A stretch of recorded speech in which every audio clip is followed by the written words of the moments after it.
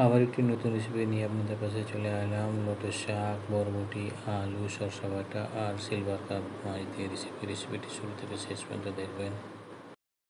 গরম হয়ে গেছে, দিচ্ছি পেঁয়াজ কুচি, লাল হয়ে গেছে, দিচ্ছি আদা রসুন বাটা, ভালো করে আদা রসুন বাটাটা ভেজে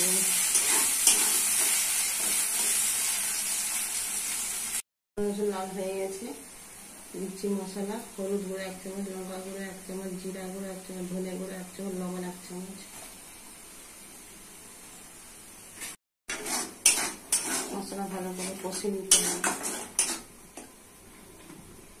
মশলা কষা হয়ে গেছে, দিচ্ছি সরষা বাটা দিয়ে মশলাটাকে ভালো করে কষিয়ে নিতে হবে। সরষা কষা হয়ে গেছে, দিচ্ছি সবজি লোটের শাক, আলু, বরবটি ভালো করে কষে কষে রান্না করে দিতে হবে। পেঁয়াজ ধরে গেছে, এইভাবে কষে কষে রান্না করে দিতে হবে। কষা কষা হয়ে গেছে, দিচ্ছি জল,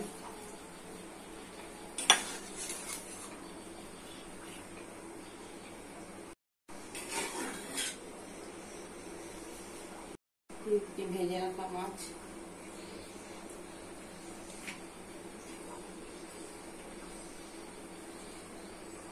ভেজে রাখা জিরা হয়ে গেলে নাম করে পাচ্ছি।